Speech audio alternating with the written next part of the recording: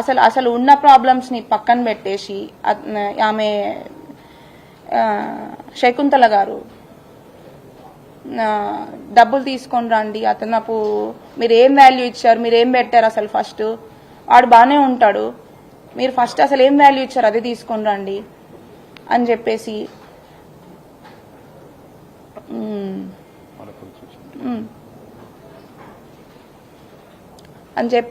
అన్ని రకాలుగా. అండ్ నేను ప్రతి ఒక్క రోజు అక్కడ ఆవిడ బైబిల్ చదువుతున్నా, నేను వాటిని అన్నిటినీ నేను ప్రతి ఒక్కదాన్ని నేను రెస్పెక్ట్ చేస్తాను ఖచ్చితంగా. బట్ నన్ను బలవంతం చేయడం అనేది ఖచ్చితంగా 100కి 100% తప్పు. అండ్ మా దేవుళ్ళని ఇప్పుడు నేను వాళ్ళని బతిలాడుకోగా నాకు ఒక 3rd ఫ్లోర్లో పూజ గది పెట్టారు. దాంట్లో కనీసం నేను అగరబత్తులు వెలిగించి గంట కొట్టాలన్నా కూడా చాలా భయపడేదాన్ని.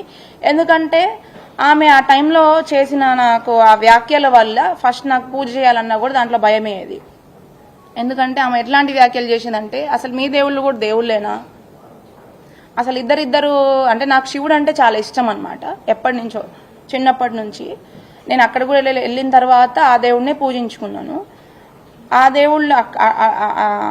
దేవుళ్ళ గురించి కూడా అసలు ఇద్దరు వైఫ్లు ఉంటారు, ఇద్దరు పిల్లలు ఉంటారు, వాళ్ళకు కూడా అన్ని మనుషుల్లాగానే అన్నీ ఉన్నాయి. అసలు వాళ్ళ దేవుళ్ళు ఎట్లా అవుతారమ్మా? ఇప్పుడు నువ్వు పూజ చేసావు, ప్రసాదం పెడితే దేవుడు తినేస్తాడా అని చెప్పి ఇట్లాంటి మాటలు మాట్లాడడం కూడా చాలా తప్పు. ఫస్ట్ థింగ్ ఆమె ఇంకా నువ్వు హిందువు, మీ దేవుళ్ళు నమ్ముకున్నావు కాబట్టి నీకు ఇట్లా అయిందేమో, మా దాంట్లోకి వచ్చేసేయి అని చెప్పి ఇట్లాంటి మాటలు మాట్లాడేదన్నమాట. నేను ఎప్పుడు కూడా వాళ్ళ దేవుళ్ళని అయితే నేను తప్పుపట్టలేదు. ఎవరి దేవుడు వాళ్ళకి,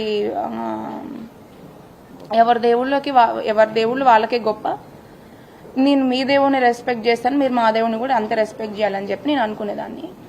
అయితే పెళ్ళైన తర్వాత కూడా వీటన్నిటినీ కూడా నేను ఎదుర్కోవడానికి కారణము, అన్నిటినీ కూడా తట్టుకోవడానికి కారణం ఏంటంటే, ఒక ఆడపిల్లగా ఇట్లా బయటికి రావాలి, ప్రతి ఒక్కళ్ళ దగ్గర లో ఫోకస్ అవ్వాలి అని చెప్పి ఏ ఆడపిల్ల అనుకోవద్దు.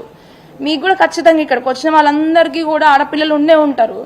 మీ ఆడపిల్లకి ఈ పరిస్థితి వస్తే ఖచ్చితంగా మీ ఆడపిల్లలని అయితే ఈ పరిస్థితి రావాలి, ఇలా వచ్చి బయటికి వచ్చి ఇట్లా ఫోకస్ అవ్వాలి, ఇట్లా అన్యాయం గురించి మాట్లాడాలి అని అయితే మీరు ఖచ్చితంగా అనుకోరు. ఫస్ట్ ఎవరైనా ఆ పరిస్థితి వరకు తెచ్చుకోరు. బట్ మేము అనుకోకుండా వాళ్ళ మీద నమ్మకంతో పెళ్లి చేసుకున్నందుకు మాకు ఈ పరిస్థితి మా డాడీకి, మా మమ్మీకి, మా కుటుంబం అందరికీ కూడా వచ్చింది. అయితే దీనికి ఖచ్చితంగా ఈ అన్నిటికీ కూడా మీ అందరు కూడా ఫ్యూచర్లో కూడా ప్రతి ఒక్కల సపోర్ట్ నాకు ఉంటుందని నేను మనస్ఫూర్తిగా కోరుకుంటున్నాను.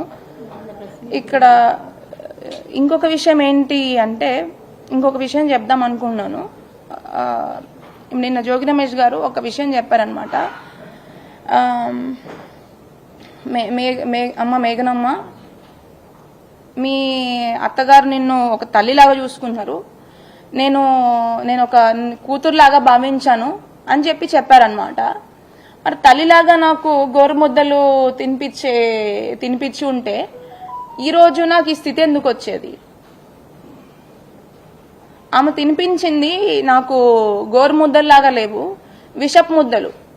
పెళ్లికి ముందే అతని కొడుకు ప్రాబ్లం ఏంటో తెలిసి పెళ్లి తర్వాత చాలా ప్లాన్డ్గా దీన్ని ప్లాన్ చేసి నన్ను అన్ని రకాలుగా ఇబ్బంది పెట్టి దీన్ని క్లోజ్ చేద్దామనే ఉద్దేశం వాళ్ళకి ఫస్ట్ నుంచే ఉంది, పెళ్లికి ముందే ఉంది. ఎందుకంటే ఖచ్చితంగా చిన్నప్పటి నుంచి ఫస్ట్ నుంచి వాళ్ళ పిల్లలకి వాళ్ళు ఎట్లా పెరుగుతున్నారు, వాళ్ళు ఎక్కడ ఉంటున్నారు, ఏం చేస్తున్నారు, వాళ్ళకున్న ప్రాబ్లమ్స్ ఏంటి, ప్రతి ఒక్కరికి వాళ్ళ పిల్లల గురించి వాళ్ళ తల్లిదండ్రులకు తెలియకుండా ఉండదు. అది కామన్ పాయింట్. నేను ఖచ్చితంగా మళ్ళీ ఎవరికి చెప్పాల్సిన అవసరం కూడా లేదు.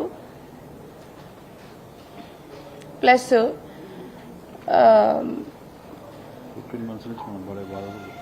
ఇంకొక విషయం ఏం చెప్దాం అనుకుంటున్నానంటే, ఇంకొక క్లారిటీ ఏమి ఇద్దాం అనుకుంటున్నానంటే, ఒక ఆడపిల్లగా 1.5 year నుంచి జోగి రమేష్ అండ్ వాళ్ళ కుటుంబం వల్ల చాలా ప్రాబ్లమ్స్ ఫేస్ చేస్తున్నాము. ఇంకా కూడా నన్ను ఇబ్బంది పెట్టే ప్రయత్నంలోనే ఉన్నాడు. కానీ నాకు ఈ బాధలలో నుంచి ఈ కష్టాలలో నుంచి అతనికి ఈ పెళ్లి ఉండదని క్లియర్గా తెలుసు, అయినా కూడా ఇబ్బంది పెట్టుకుంటూ ఇంకా కూడా దీన్ని ఎట్లా కంటిన్యూ చేద్దాము, ఇంకేం చేద్దామని అనుకుంటున్నాడు అనేది నాకు అర్థం కావట్లేదు.